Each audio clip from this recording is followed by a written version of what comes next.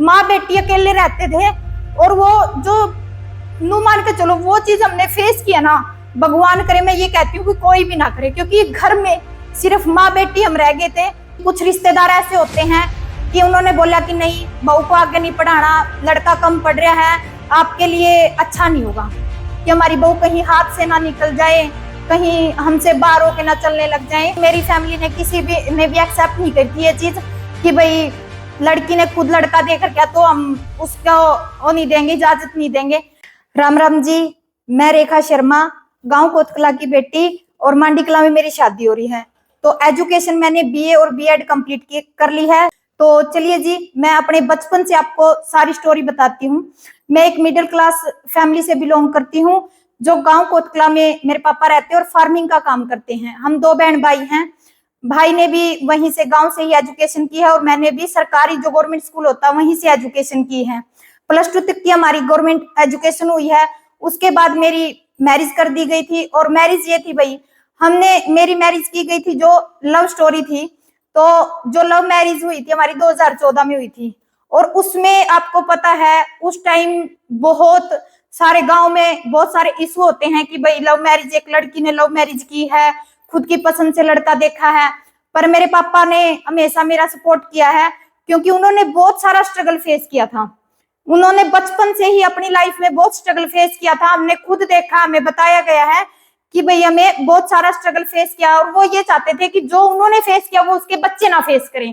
उन्होंने हमारे साथ इतना कॉम्प्रोमाइज किया, एक फ्रेंड के एज ए फ्रेंड के हिसाब से हमसे बोलते थे, हमारी सारी बातें सुनते थे, और पापा ने मेरी सारी बातें समझी, जिससे मैं आगे मतलब जो मेरी शादी की गई 2014 में शादी कर दी गई थी सबसे ऊपर होके, क्योंकि मेरी फैमिली ने किसी भी ने भी एक्सेप्ट नहीं करी थी ये चीज कि भाई लड़की ने खुद लड़का देखकर क्या तो हम उसको वो नहीं देंगे, इजाजत नहीं देंगे। पर मेरे पापा ने मेरी मान के मेरी शादी कर दी थी। चलो अब मैं आगे की स्टोरी आपको बताती हूँ। जब मेरी शादी हो गई थी तो उस टाइम में +2 करी थी। +2 के मैंने शादी के बाद, मार्च में मेरी शादी थी, अप्रैल में मेरे एग्जाम थे, तो शादी के बाद ही मैंने एग्जाम दिए थे मेरे +2 के, और रिजल्ट आ गया था। उसके बाद मैं अपनी जो स्टडी थी रेगुलर करना चाहती थी, क्योंकि मुझे बचपन से ही शौक था पढ़ने का, और मैं चाहती थी कि भैया आगे मैं पढ़ूं, जॉब करूं। तो आपको पता है गांव में बहुओं को इजाजत नहीं होती कि भाई वो आगे पढ़े, और खास तौर पे जो नई नई न्यूली मैरिड होती हैं उनको तो बिल्कुल भी इजाजत नहीं होती है कि भाई वो आगे बढ़ने की कोशिश करें, क्योंकि कुछ परिवारों को ये होता है कि हमारी बहू कहीं हाथ से ना निकल जाए, कहीं हमसे बाहर होके ना चलने लग जाए। तो जहां पढ़ने की बात आती है, मैंने अपने सास ससुर से ये चीज बोली कि भाई मैं पढ़ना चाहती हूँ आगे। मेरे हस्बैंड से भी बोली, मेरे हस्बैंड ने +2 कर की थी। ज्यादा काम बड़ा तो नहीं था मेरे हस्बैंड का, क्योंकि उस टाइम ये भी बेरोजगार थे। तो उन्होंने मना कर दिया बिल्कुल, क्योंकि कुछ रिश्तेदार ऐसे होते हैं कि उन्होंने बोला कि नहीं, बहू को आगे नहीं पढ़ाना, लड़का कम पढ़ रहा है, आपके लिए अच्छा नहीं होगा। ठीक है, तो मेरी सास ने भी यही बोल दिया, नहीं मैं नहीं पढ़ाऊंगी, घर गृहस्थी का जो काम है वो संभालो, अपनी जिम्मेवारी को देखो। पर मैं जब घर पे गई उस टाइम मैंने अपने मम्मी पापा को ये चीज बोली कि पापा मैं पढ़ना चाहती हूँ। तो पापा ने उसे टाइम मेरे बीए फर्स्ट ईयर के फॉर्म अप्लाई कर दिए थे, क्योंकि +2 में मेरे 78% नंबर आ रहे थे। मैं ये मतलब 78% नंबर उस टाइम के तो हमारे लिए बहुत बड़ी चीज थी। अब तो देखो बच्चे बहुत ज्यादा करते हैं, कंपटीशन ज्यादा बढ़ रहा है। तो पापा ने मेरे फर्स्ट ईयर के एग्जाम वहां से भरवा दिए थे गांव से ही, कि भैया आप अपनी स्टडी जारी रखो चाहे हमें खर्चा देना पड़े। पर फर्स्ट ईयर मेरी क्लियर होते ही, जब मैं मतलब प्राइवेट जो गांव में स्कूल होते हैं ना वहां पे जॉब करने लग जाती हूँ बीए फर्स्ट ईयर के बाद, तो उस टाइम जो मेरी इनकम आती है कुल में 3,500 रुपए मेरी पे होती है। और घर वाले तो खुश होंगे, मैं सबसे ज्यादा खुश थी, क्योंकि उस टाइम मेरी मेहनत की 3,500 रुपए मुझे लाखों के बराबर लग रही थी। तो जिस टाइम मैंने 3,500 रुपए लाकर मेरी सास के हाथ में दिए, उसके बाद उनको ये लगने लग गया कि हाँ पढ़ाई बहुत जरूरी है। तो उन्होंने बीए फर्स्ट ईयर के मेरे पापा ने फॉर्म अप्लाई करवा दिए थे। बीए फर्स्ट ईयर मेरी कंप्लीट हो चुकी थी। उसके बाद मैंने सेकंड ईयर में इन्होंने खुद एडमिशन दिलवाया। मेरी बीए कंप्लीट हो गई थी। बीए के बाद मेरा 1 साल का गैप हो गया था, क्योंकि मुझे बड़ा बेटा होना था। बड़ा बेटे होने के बाद फिर मेरे को बीएड में एडमिशन दिलवाया गया। बीएड में एडमिशन लेते ही मैंने बीएड भी कंप्लीट कर ली, और फिर आगे आगे भाई 2022 की जर्नी मेरी कि वहां पर जिस टाइम मैंने बीएड कंप्लीट की, उसके बाद फिर मैं प्राइवेट स्कूल में जॉब करने लगी थी, जो गांव में स्कूल होता है। तो वहां पे मैंने जॉब की, वहां पे मेरी सैलरी 9,000 के आसपास थी। उस 9,000 में मैं आपको बताऊं, मुझे इतनी खुशी थी कि मैं अपने पैरों पे खड़ी हूँ, चाहे मुझे सैलरी का 1 रुपया मिल रहा है, क्योंकि मुझे मेहनत करना बहुत पसंद है। मेहनत से कमाई हुई जो इनकम होती है ना, उसका अलग ही मजा होता है। तो बस मैं अपनी मेहनत में जुटी रही। फिर मैंने 1 साल वहां पे बच्चों को पढ़ाया। बच्चों को पढ़ाने के बाद वहां पे फिर मैंने छोड़ दिया, क्योंकि वहां पे बहुत सारे टीचर मैंने देखे कि वो एग्जाम की तैयारी कर रहे हैं, जो गवर्नमेंट अपनी होती है। और हरियाणा में आपने देखा होगा, एक ट्रेंड है कि चाहे हमें ग्रुप डी का एग्जाम निकल जाए, हमें गवर्नमेंट जॉब चाहिए। तो इसलिए मैंने सोचा कि अब मैं इस प्राइवेट जॉब की बजाय अगर मैं गवर्नमेंट जॉब की प्रिपरेशन करना शुरू कर दूं तो मेरे लिए ज्यादा बेनिफिट होगा। और इस चीज में मेरी सास ने और मेरे हस्बैंड ने काफी सपोर्ट किया। उन्होंने हर चीज के तौर पे मेरे को खुली छूट दे दी थी। पढ़ना है पढ़ाई कर, अगर एग्जाम की तैयारी करनी है एग्जाम की तैयारी कर, मर्जी है आपकी, आपको अपने हिसाब से जिंदगी जीनी है। तो मेरी सासू की भी वही सोच बदल चुकी थी, क्योंकि स्टार्टिंग में कुछ और थे और मतलब समय चला जाता है ना, समय के साथ चेंज होते रहते हैं। तो उन्होंने फिर मैंने अपनी जो गवर्नमेंट जॉब की प्रिपरेशन शुरू कर दी थी। 2023 में भाई हमारी जिंदगी ऐसा मोड़ ले देती है कि जो मेरे मायके वाले होते हैं, मेरे पापा और मेरे भाई, उनके ऊपर मतलब ऐसी विपदा आ पड़ती है कि जो टाइम होता ना, उस टाइम कोई हमारे साथ नहीं था। हम माँ बेटी अकेले रहते थे।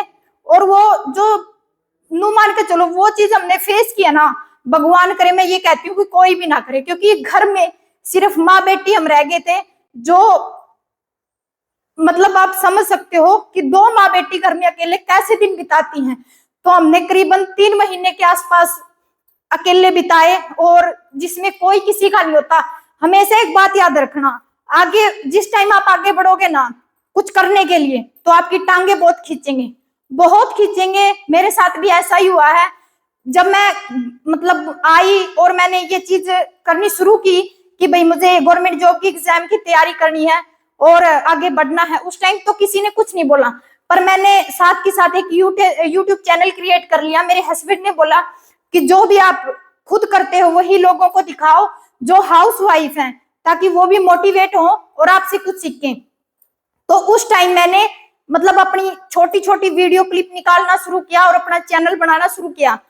तो उस चैनल पे मैं मोटिवेशनल वीडियो डालती हूँ, जो मेरे स्टडी व्लॉग होते हैं। स्टार्टिंग में जिस दिन मैंने पहला व्लॉग डाला था, उस टाइम मैंने सिर्फ 1 घंटे की स्टडी की थी कि भाई 1 घंटे में मैं जो है, आज मैंने पूरे दिन में सिर्फ 1 घंटे का टाइम लगा था और 1 घंटे में मैंने अपनी स्टडी कंप्लीट की है। तो टाइम बढ़ता गया। आज के टाइम में मैं 9-9, 10-10 घंटे पूरी नाइट बैठ के मैं स्टडी करती हूँ, ताकि मेरा गवर्नमेंट एग्जाम हो जाए। और हाउस वाइफ के लिए मैं बोलती हूँ, खास तौर पे जो हाउस वाइफ होती, जो बोलती है कि हमें कोई सपोर्ट नहीं करता, हमें कोई मोटिवेशन नहीं देता है, हमसे काम हो नहीं पाता, तो मैं उनको एक चीज बोलना चाहती हूँ, आप खुद आपके लिए मोटिवेशन हो। अगर आप कुछ करना चाहते हो, जब टाइम हमारे पास, किसी के पास टाइम नहीं होता कुछ करने के लिए, क्योंकि टाइम निकालना पड़ता, कोई भी चीज है उसके लिए हमें टाइम निकालना ही पड़ता है। और इस दुनिया में कोई किसी का सपोर्ट नहीं करता। स्टार्टिंग में जब आप खुद कामयाब हो जाओगे ना, तो हर कोई ये बोलेगा कि हाँ हमने सपोर्ट किया था, हमने सपोर्ट किया था। और एक बात हमेशा जहन में बिठा लो, खास तौर पे जो हाउस वाइफ होती हैं, कि खुद की इमेज अलग ही होती है। अगर आपको झाड़ू पोछा बर्तन में ही रहना है तो अलग बात है, नहीं, हर लेडीज को मैं एक बात बोलती हूँ, अपनी खुद की इमेज बनाओ, खुद की पर्सनैलिटी होनी चाहिए, ताकि आपको भी अब खुद का पता चले कि भाई मैं क्या चीज हूँ। और मैं यही चीज बोलती हूँ कि आप लोग मोटिवेट रहा करो और घर के काम के साथ साथ में अपनी स्टडी को भी मैनेज किया करो। मेरे 2 बच्चे हैं, एक नर्सरी क्लास में और एक 2nd क्लास में, और साथ में हम भैंसों का काम भी करते हैं, क्योंकि हमारे जो मेरे ससुराल वाले वो भैंस भी रखते हैं, और साथ में घर का काम भी होता है। मैं घर का काम भी करती हूँ और साथ में बच्चों का काम भी करती हूँ, उनको खुद का होमवर्क भी करवाती हूँ, और मेरे लिए मैं 8-9 घंटे मैनेज करती हूँ। तो आप खुद अंदाजा लगा सकते हो कि गाँव में रहकर मैं 8-9 घंटे किस तरीके से मैनेज करती हूँ। मैं पूरी नाइट चली जाती है मुझे स्टडी करने में, पर मुझे इस चीज का गम नहीं है कि मेरी नाइट खराब हो जाती है, फिर मेरी नींद खराब हो जाती है। मेन मुद्दा ये है कि मुझे हर हाल में कामयाब होना है, और कामयाब होके मैं वो चीज अपने पापा को और अपने हस्बैंड को देना चाहती हूँ कि भाई जो उन्होंने चाह रहे हैं मेरे से, जो वो उम्मीद कर रहे हैं कि भाई हाँ ये एक दिन कर पाएगी। खास तौर पे इस चीज में, स्ट्रगल में मेरे हस्बैंड का बहुत सपोर्ट रहा है, मेरी सास का, मतलब मेरी पूरी फैमिली का बहुत सपोर्ट रहा है। और मैं मेरी फैमिली को भी इस चीज के लिए धन्यवाद बोलना चाहती हूँ। और मेरे पापा ने भी हमारे लिए बहुत स्ट्रगल किया है। जिस टाइम ये वीडियो देखेंगे वो भी इस चीज को देख के बड़े खुश होंगे कि आज इस मंच पे, इतने बड़े प्लेटफॉर्म पे मुझे मौका मिला है मेरी स्टोरी सुनाने का। और भाई मैं यही चीज बोलूंगी, आप मोटिवेट रहा करो। तो थैंक यू जी।